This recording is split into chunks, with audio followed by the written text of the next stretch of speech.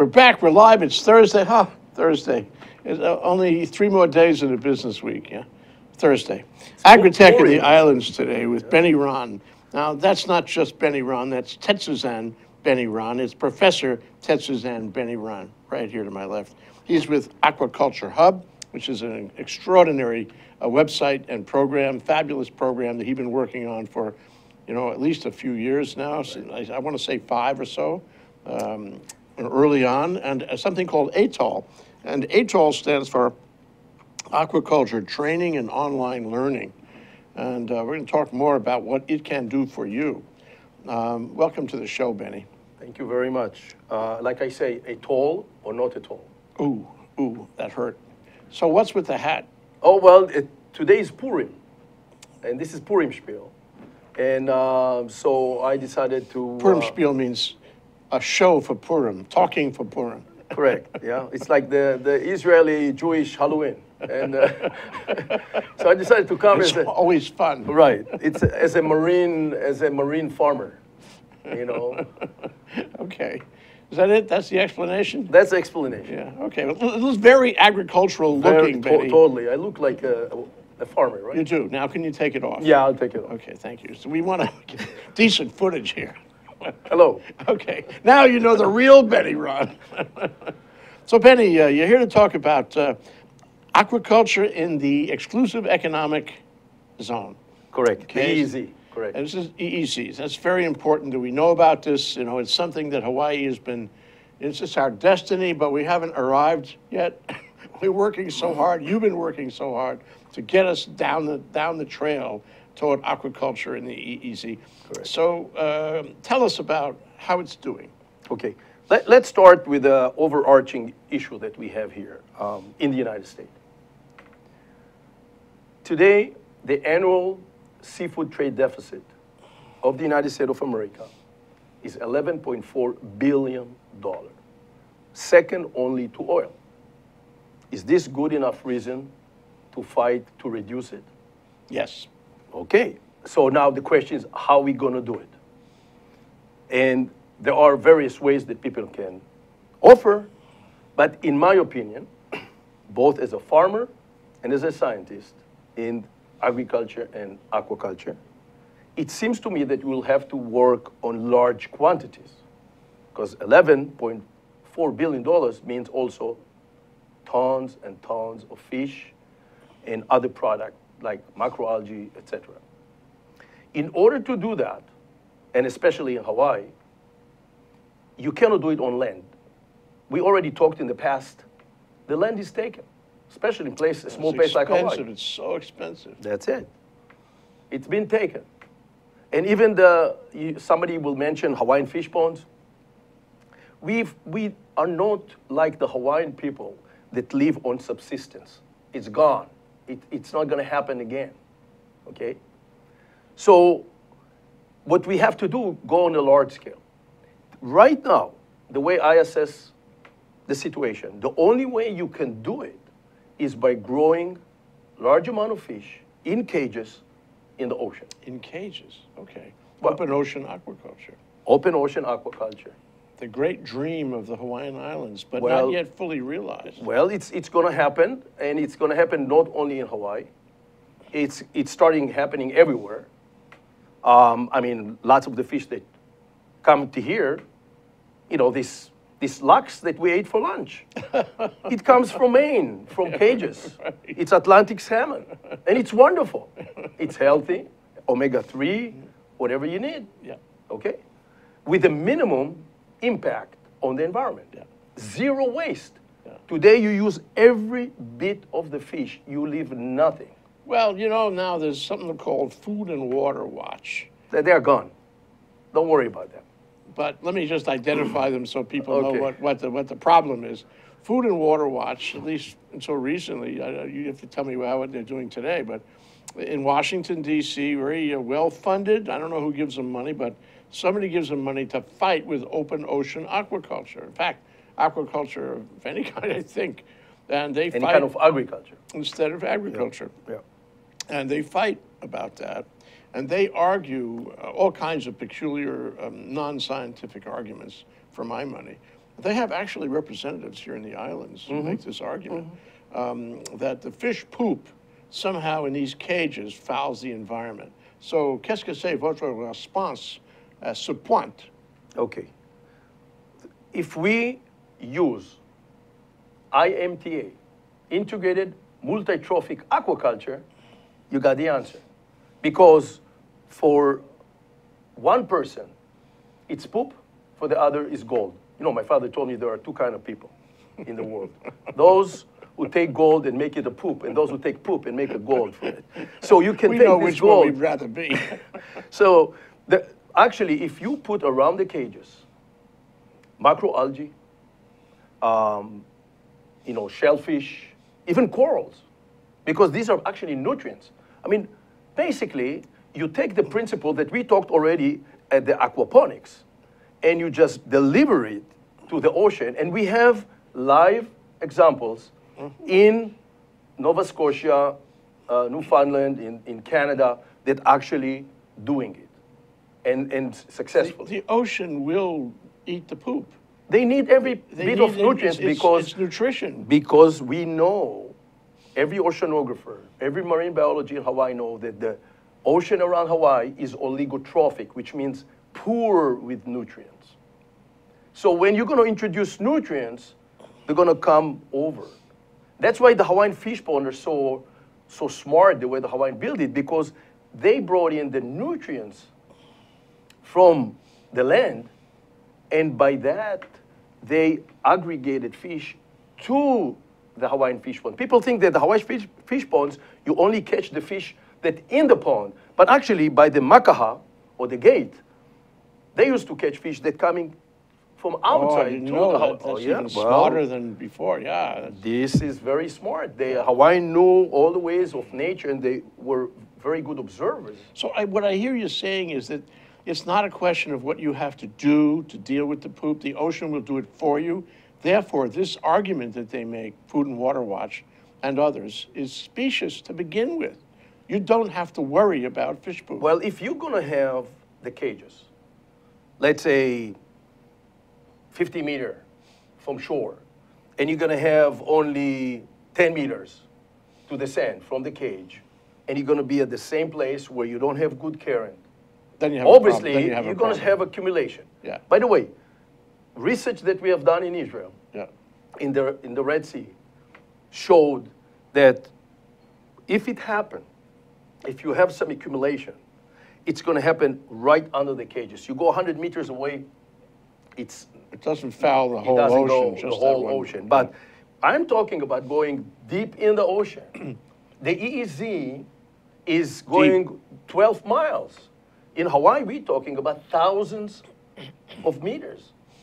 So I don't know how they can even measure those molecules. But if we put, again, other organisms that are starving for nutrients, they're going to suck them up. Yeah.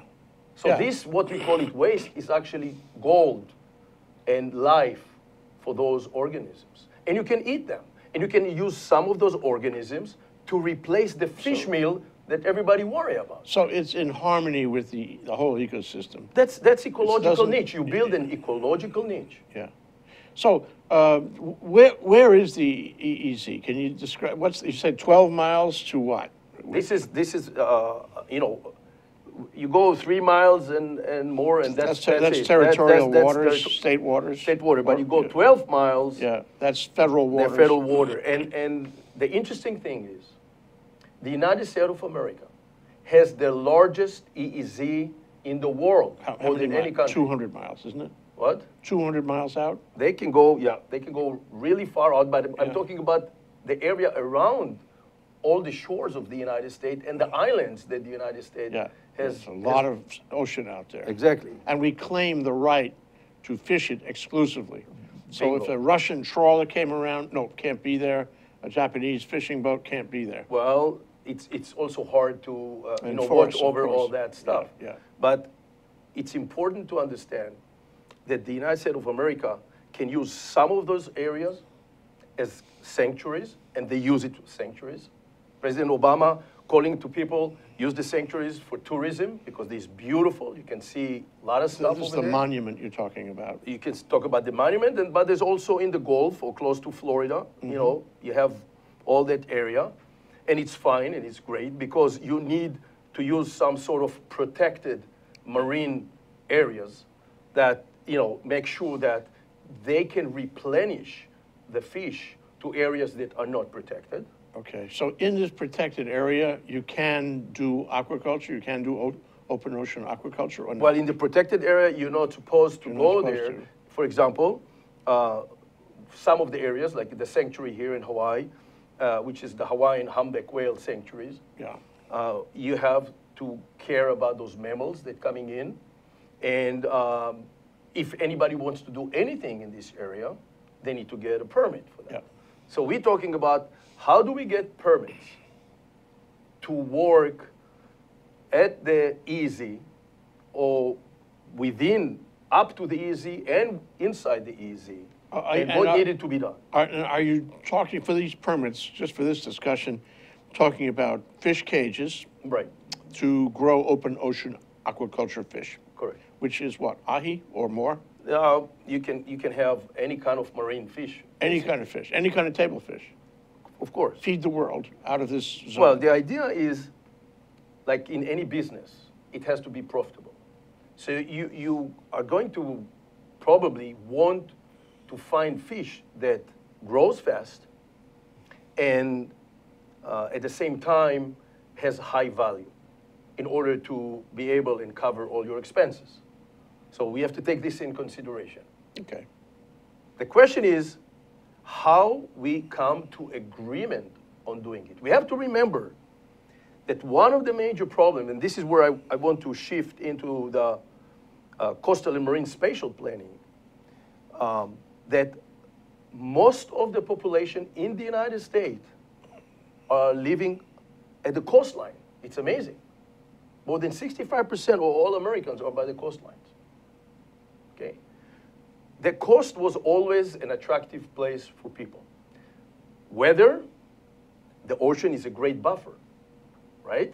So in the winter, you have less harsh winter. If you go look at Chicago and compare it to San Francisco or New York, there's a big difference. yeah. And the same, it's in the winter and in the summer.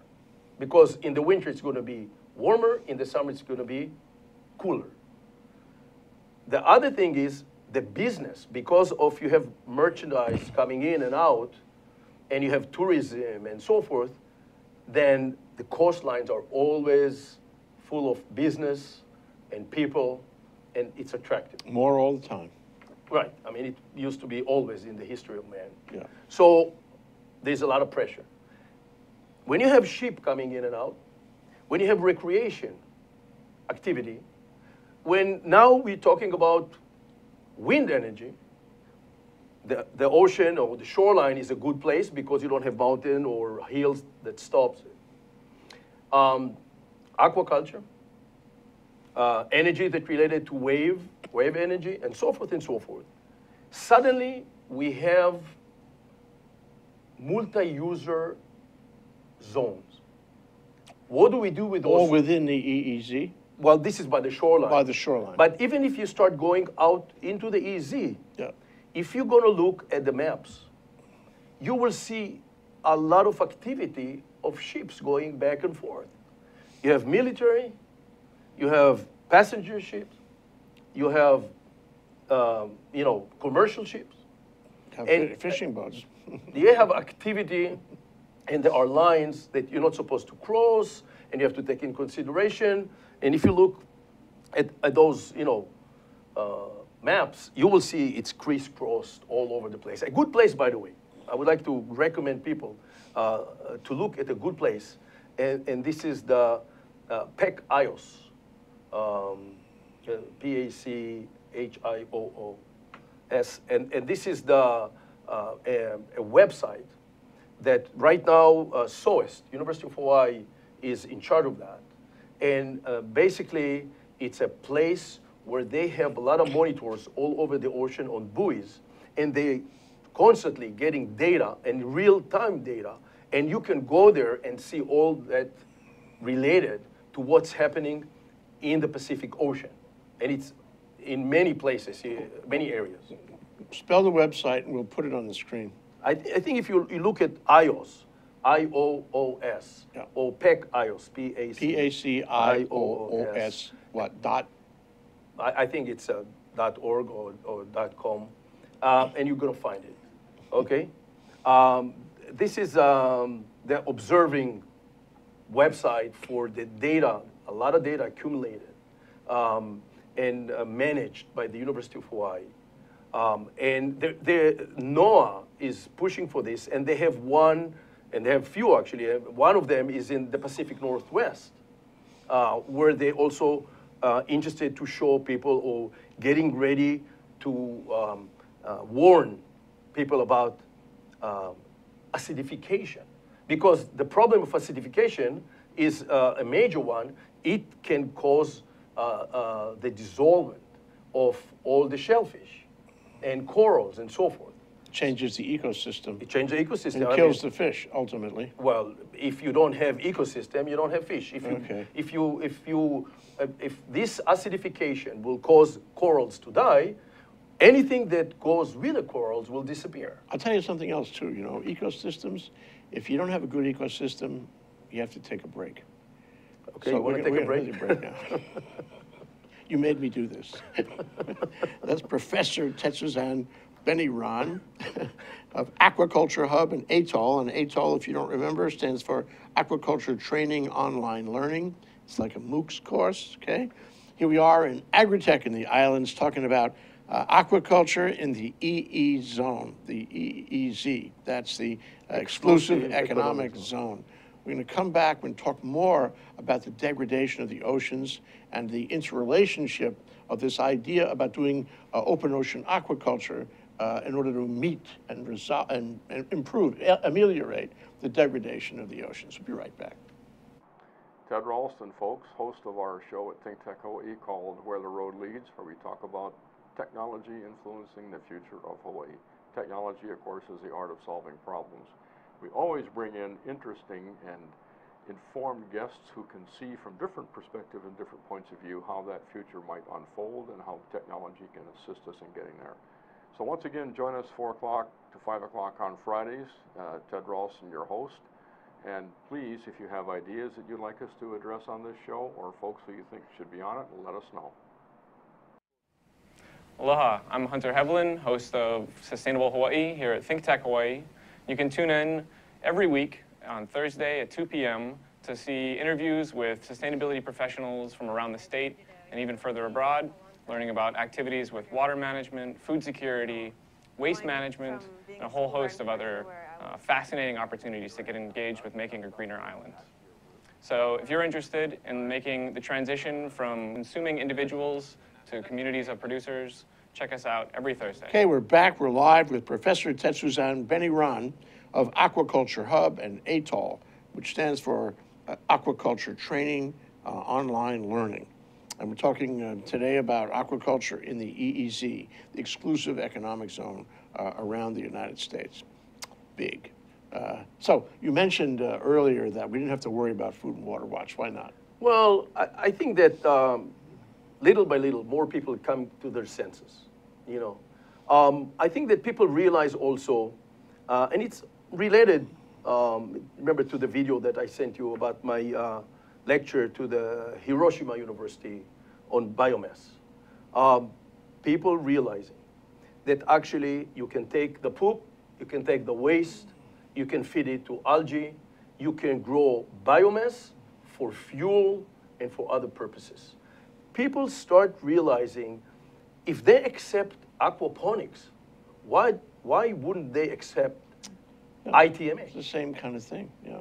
Right?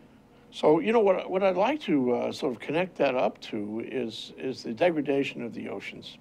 Everybody was worrying about it. You know, it was a big news item a year or 2, 3 ago. And now we don't hear much about it, but it still exists. It hasn't stopped. In fact, the patch is probably worse. You know, the patch from all the garbage that came from, you know, the tsunami and the nuclear meltdown in Japan. that's still up there. And there's all this plastic, and you seabirds are loaded with little plastic pellets, and so are fish, and we got mercury, we got all the, the rejects of human society going out into the ocean and degrading it. And as a result, and we're fishing it out too, with the customary, traditional classical fishing methods. We're fishing it out because nobody follows the rules, and the result is we're losing our source of protein. So all of that picture I give you, I mean, I don't mean to hurt you or anything, but I give you that picture. What can open ocean aquaculture do in that environment? What can aquaculture in the EEZ do in that environment? Can you improve the environment? Can you restore the ocean to where it was? Well, aquaculture is not a remedy for using plastic. I mean, okay. You see the logic. I mean, so your question is like, what do we do with plastic? Can you do aquaculture? I don't think it's connected. Okay, we have to departmentalize certain things, in a proportional manner. Okay. We have a problem with the plastic, but I look at it as it's a behavioral issue. By people. Human being, it's a behavioral issue. I mean, people, the chemistry industry, the chemical industry, will be glad to sell you this stuff. There's so much oil that they can use. It's oil product, basically. And they can use it, and they put it in shampoo, conditioner, you name it, in whatnot, and telling you it's great. And then it becomes little pellets of plastic. And like you said, it goes into the birds. The birds don't know better, and eventually they die, and the plastic will stay forever, after we're gone. I think we're going to have, the aliens are going to find piles of plastic. They will think this was the creatures from the past, So, but we have to take one by one. I don't think aquaculture is the remedy for plastic. I think people can take care of that, okay? So we need to concentrate on, as I said, for me, the overarching issue is $11.4 billion. That's a lot of money that we want to keep in the United States. We want to bring investors to the United States. Now, investors, and you know better than me because you deal with a lot of businessmen. I'm just a poor farmer. You put the hat back on. Yeah, I put the hat back on. And you know that for investor to come, they need an opening. They need an opportunity, okay? So if they tell them, right off the bat, you cannot go there. That's not your area. Or it's going to cost you $6 million and you're going to work for 10 years to get a permit. He said, I know where to put my money. I'll put it in Mexico. I'm going to put it in Panama, where they have cages also. I'm going to put it in Ecuador. You're so right. I mean, we had an aquaculture program last May, I think it was, and a very wealthy investor came to town, and he said to me, how can I invest in aquaponics and aquaculture? How can I invest? And he made a study. He didn't ask me only. He asked a lot of people, and at the end of the day, he put his money in hotels. He made a decision that it was not a worthy investment after fully investigating the question. And I was so sad to see that. Well, the people in Hawaii and people elsewhere have to ask themselves, what kind of future you want to have? What kind of future you plan for your grandchildren? Are you planning for them to rely totally on tourism, or you want to give them something else, not to put all your eggs in one basket? And if we want to have a healthy economy, it cannot rely only on tourism, because tourism is like a wave. It comes and it goes, and we already had in Hawaii this experience that the change of the dollar, and the dollar is now very strong. When the dollar is strong, some nations cannot afford coming to Hawaii, and it will affect. But what about sustainability? What about self-reliance? What about in case something happened, and we need to think about resiliency? We cannot think about resiliency when it happened. We have to think about it before it happened. So we need to think all of that now and start planning. And that's why I'm talking about coastal and marine spatial planning. Okay, so the planning, are we talking about making enough food for Hawaii? I mean, protein out of fish for Hawaii? Are we talking about making more than enough food and exporting it elsewhere? Which Yes, one? I would Both. like to have the second. I would like to have I would like to see that Hawaii, A, produce all the protein they need for themselves, and B, have enough to make money and export it. Hawaii used to export agriculture, big It export.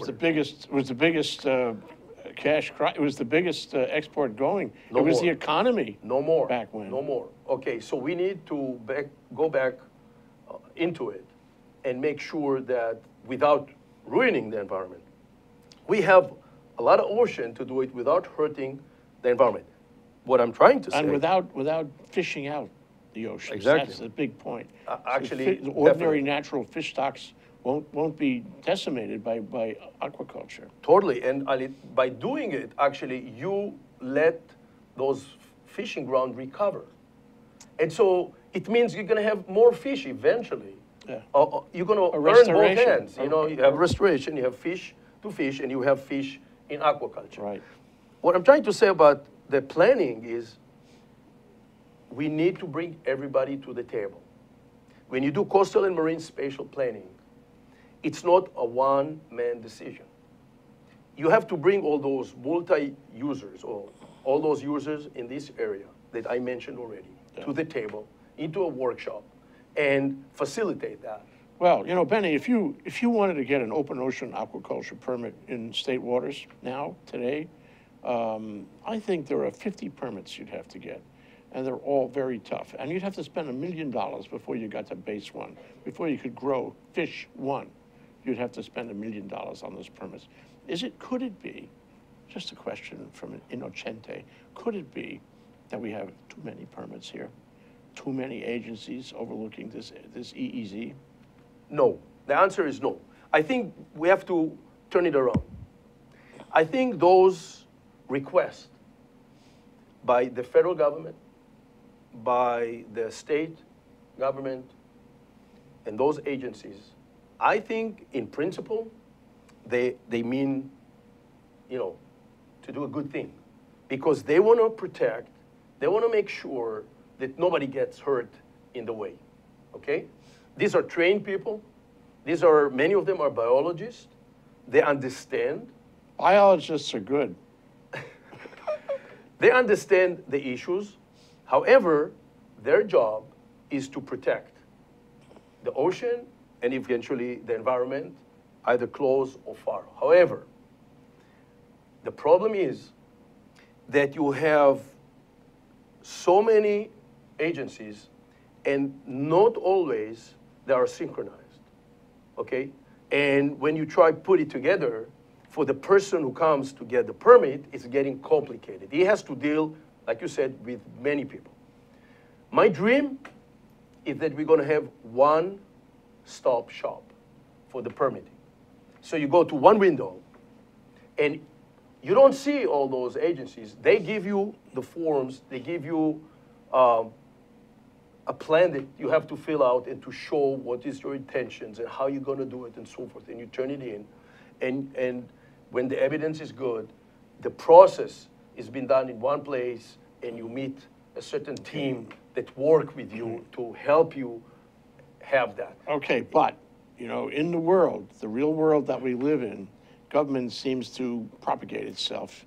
Every time you look, a government is, you know, cloning itself into more and more agencies, more expenses, more bureaucrats, more obstacles to, you know, any development of any kind. That's the way it is. I mean, I got witnesses on this. So the question is, and maybe we have to have a break, you know, to sort of regroup and think the answer. The question is, how exactly do you change that phenomenon, that process, and make this happen in the year 2015 or soon thereafter, okay? That's Benny Ron, Professor Tetsuzan Benny Ron, Aquaculture Hub, and ATOL, standing for Aquaculture Training and Online Learning, here in Agritech in the Islands, talking about aquaculture in the EEZ zone. We'll be right back. You'll see, and we'll get an answer to that question, and you'll probably like it. Yeah. Aloha, I'm Keli'i Akina, president of the Grassroots Institute and host on Ehana Kako, a weekly program on the Think Tech Hawaii broadcast network. Ehana Kako means let's work together. Think of the sad alternative, let's not work together. Here in Hawaii, with all of our diversity and the richness of the people, it's important for us to come together around issues on the basis of what's right and what's good and what's going to serve the common good. And that's what we try to do at Ehana Kako. Every week we interview movers and shakers, people in government, business, and other sectors of society to talk about how to create together a better government, economy, a better world here in Hawaii that can bless the rest of the world. I thank you for your attention to Think Tech Hawaii, and we look forward to seeing you every Monday, 2 to 3 p.m. on the Think Tech Hawaii Broadcast Network. We're Ehana Kako, and we wish you well. Aloha. We said we'd come back, and we came back. We're here with Professor Tetsuzan Beniran, and we're talking about aquaculture in the EEZ, the exclusive economic zone around the country and around the islands. So here we have this proliferation of government agencies. I mean, in one way, it's wonderful that the government is so attentive to the environment, but in another way, I don't think we've learned to manage it quite right yet, and we still have lots to learn about how you bring these experts together. So it's hard, but there is a solution. Make us happy. Tell us how. Okay, first of all, I want to refer to something that you said. I'm working a lot with NOAA. And I can tell you about NOAA that I find they're serious professionals. People who are very well educated and committed to understanding the biological systems. And my conversations with them is just professional, and I actually enjoy working with these people because they truly try to help also the farmers. They understand, they totally understand. And you have to remember— they're not being bureaucrats then. You have to understand that NOAA is basically under Department of Commerce. Department of Commerce— Good point. —wants to have good economy. So when you look at that, so you know the direction is, yes, we want to have good economy, but we have to be cautious about it. Okay? Mm-hmm. So there are very good people that I get really a lot of respect for them, because when I talk to them, it's not like bureaucrats. I'm talking to my fellow scientists, and they totally understand what I'm talking about. So I just wanted to straighten this point. Now, if you want to have eventually for the entrepreneurs, for the investors, for the farmers, a one-stop shop, one of the things to do, like I suggested about coastal and marine specialty, bring people to the table. And that's what Allen Iverson and I are doing for several years. We meet in He's with groups. NOAA. He's with NOAA. He is the regional regional coordinator for aquaculture. Yeah. Okay. And what we do, we meet with a group of people from different layers, different agencies, and industry involved, aquaculture industry, consultant, experts, NOAA experts, NOAA researchers from around the country, all the way from the East Coast to the West Coast and to Hawaii, from the Gulf of Mexico. We have experts and coordinators like Allen Iverson. We have Jess at the Gulf, the coordinator. And they're pushing the envelope on agreeing on a formula that will allow entrepreneurs and fish farms to grow in those zones. Oh, you mean to permit certain levels of volume? Well, but also not only that, but also how everybody in the region, or those councils that they put together, will come to agreement. And those people sitting in those councils, sharing the area. these people are from the fishing industry, Yeah. Citizens that have nothing to do, or just recreational fishermen. All the stakeholders. And they all come together and said, okay, we have an issue, how we solve it, but you need to talk. You need to have everybody at least agree on, on a common thing. Okay, but you know, if you had a big table like that, first of all, you'd want to have all the permitting agencies at the table. They are. So they are. They come. It's not worth it if you don't have that. But they come. They come, and I have to tell you, I have to give them a lot of respect, because even if they, in the beginning, did not agree, but they agreed to come and listen. And this is a big step. And the next step is when we ask them, can you give a talk about your point of view? We listen to that. And then we say, okay, let's see what model can we build Collectively, yeah. to eventually suggestions. And we have also private industry as consultant. They're putting together, you know, computer and mathematical models and calculating everything. And this is a three-dimensional, like I said, area.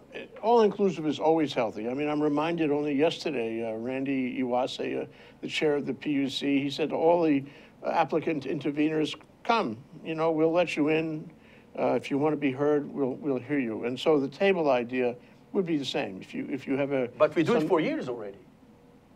Yes. We do it for years. I mean, you cannot do it. You cannot put the hammer on everybody. You don't give a deadline. You say, let's work on it, and you hope that it will move forward. Well, and that's the actually, problem. I see, things are coming forward. So, you know, you have people who don't want open aquaculture because they believe the fish in the ocean belongs to the Hawaiian people as a cultural matter. Okay, and they oppose when you open come to ocean that, in 2011, I was the one to initiate and to suggest to NOAA, and this I worked together with the Hawaiian Humpback Sanctuary people from NOAA, because there was a company who wanted to come in and start, you know, putting cages and so forth, and we realized there's some tension, and so we agreed to put together with NOAA and the University of Hawaii. At the time I was the aquaculture coordinator for the University of Hawaii, to put a workshop. And for this workshop, I called a person that has nothing to do with it, somebody that the ego is not involved, and this is Donna Ching, who is a wonderful facilitator. I admire her. And she came, and she helped to run a 3-day workshop. Now, before that, we had a special team comprised from Hawaiian cultural practitioners, fishermen, industry, scientists, NOAA people, so forth, government people. And these people were the one to decide who we should invite. So the first day it was open to the public. Everybody came and could listen to lectures, and we had panels. And one of the panels, Uncle Walter Ritty was sitting in the panel and talking about Hawaiian fish ponds. He agreed to come, okay? By the way, you know why he said he agreed to come? Among other things, because of you. And how come? He said that he watched you and me talking in one of your shows. And you were saying all the time, war, food and water, war. And I said, we need to talk. And he said, I like the need to talk. I'm gratified I could have a positive effect on that. You see, you cannot, you know, you throw a stone in a pool, you don't know what kind of ripple effect you're going to get. So anyway, people took it seriously and came and talked about Hawaiian fish pond, cultural issues. The industry was there talking about their interest. Food and Water Watch was invited and were there too. Interesting. Yeah, no problem. You know, if you want to come, we invite everybody to make sure that it's going to be balanced. Nobody can stay outside and say, oh, I was not invited, and the whole thing is not working, or like people say, okay, but then it has to move ahead. And who but it's moves a it good ahead? start. Who It's a moves good it start. ahead? Well, somebody has to get up in front and say, this way, we're going to go this way. If you want to read our reports, you go on Aquaculture Hub and you look at Visioning the Future of Aquaculture in Hawaii. This is a special interest group, and it's a clearinghouse. Aquaculture Hub is a clearinghouse. You have 120 interest groups with tons of material. The report is there. The whole layout of the workshop is there, and that's a great way to show how spatial, coastal and marine spatial planning is working. I had to go into an area that I never been into. And this is social science. That's what I learned from Donna. Social science, you actually have to listen to the other guy. And, you know, Really? Yeah. and work with people, negotiate, and learn and find the common denominator. And that's what we were looking for. So, does that get us home on this? I mean, Yes. we only have a minute or Yes. two left, and I wonder if we could address, or if you could address, you know, how we get from where we are right now to the nirvana of having, you know, a lot of open ocean aquaculture, growing a lot of protein in Hawaii. Well, I think we need to keep in working with our ocean monitoring working group, with Alan Iverson, and with the rest of the wonderful people, I have to tell you, from the different agencies, and you know, the pioneers, I call them, who come and willing to put the money and fame into this thing. And I already see the light at the end of the tunnel, because Jess, from the coordinator from the Gulf of Mexico, showed us that they have already, and you can go on the website and find it, they have already a plan that it's coming really very close to conclusion of what will be the package that will be offered to the entrepreneurs, and what do they need to fill out and by what conditions. And there are people that's standing in line already to invest in it. But I want to take it even further. Take it 1 minute further. 1 minute. I want to mention one more thing. I'm also active in the ESE and beyond in a group that's called Blue Revolution Hawaii.